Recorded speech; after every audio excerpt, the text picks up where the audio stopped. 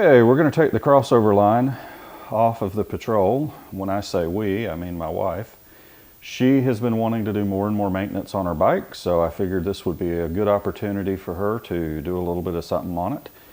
We got to drain the fuel out, pull the old crossover hose off that has the leaky connector in it, and just put on a new hose. So hopefully we're going to get that done today. So, whenever you're ready.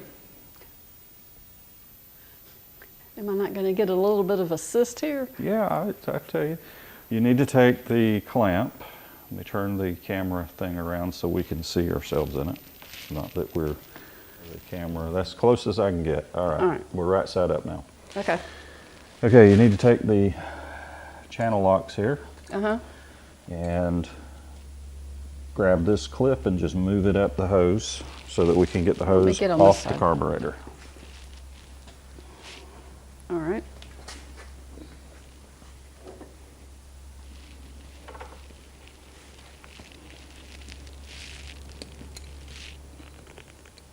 Now you got to pull, make sure your petcock's closed. Closed. Pull this off, which you've done before, and just put it in the tank and then put the petcock on reserve. It was a lot easier the first time. Well, there was no clamp on it. Exactly. So I put this in here. It will spill a little bit of fuel when you pull it off. That's normal.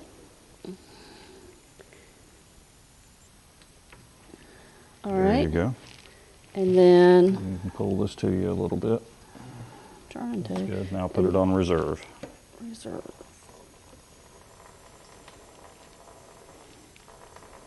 And we wait for the fuel to drain. Am I supposed to be facing the other way? No, just remember the camera's there. You're giving them a show. Yeah. So we'll wait for the fuel to drain. I'm going to go look for Benny. We can let the camera roll. I can edit this part out.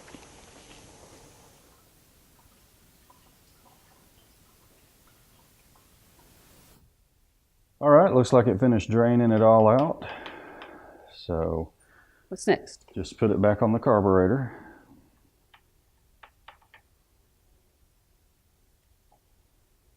Okay. Now what? Okay. We can get our camera working again. There we go. Set the fuel out of the way. Maybe a half a gallon in there or so.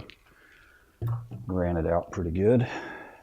Now we can take our little makeshift vibration damper here, a piece of hose pipe.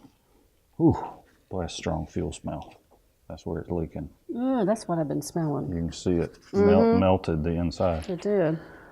So, yep, that's why we're taking that off. Okay. Now, you can pull them off. I don't put clamps on these.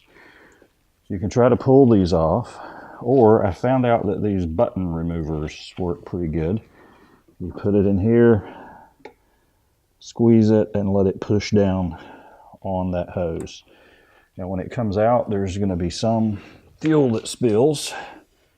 So we'll put this here, try and soak up some of the fuel.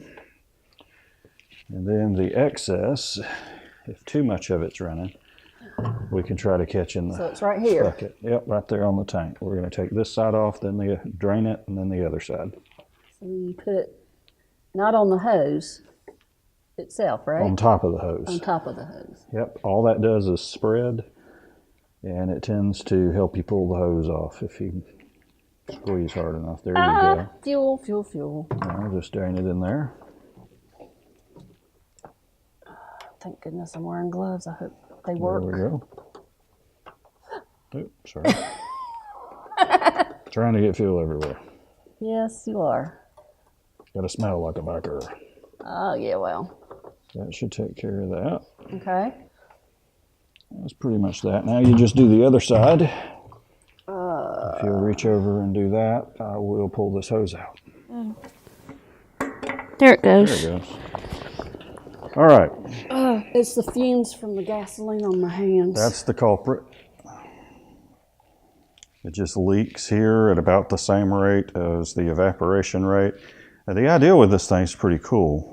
You push this button, It pops open and both sides stopper up at the same time, so we can take the tank off without draining it. And you put it back. The problem is this just leaks. So this is brand new. All over your shoes too. And it leaks. So we're getting rid of this. Now these generally just require brute force. You just shove it on there on the other side and this side and push them up as far as they'll go. You don't really want to put lubricant on here because you don't want them to pull off that easy. Right. But you can try wetting them with a little bit of gasoline to get them to slide. But generally, so you're just linking one side to the other. Is that what you're doing? Yeah, you put the. So I'll let you do that. You just push it on as far up as you can get it on both sides. Now that I know what I'm looking for.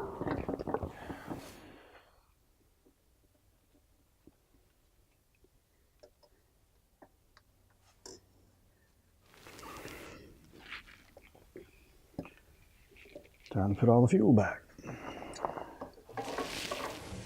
Got a funnel because I don't have a spout for this can in here. Now just look down there. You can use a rag, make sure there's no leaks that we don't know about.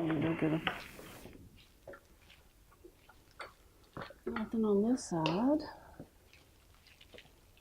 And we'll transfer this in there so we can get to the store whenever we want to fill it back up.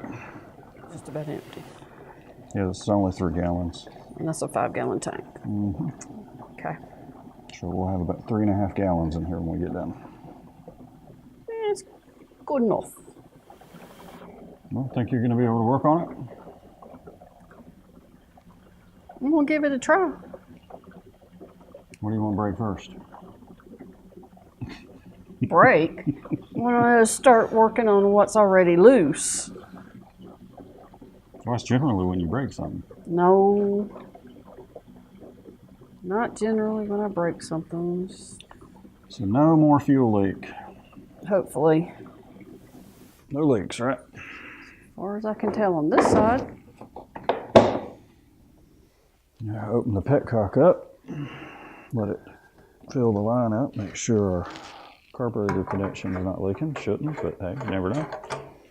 Don't see anything leaking on this side either.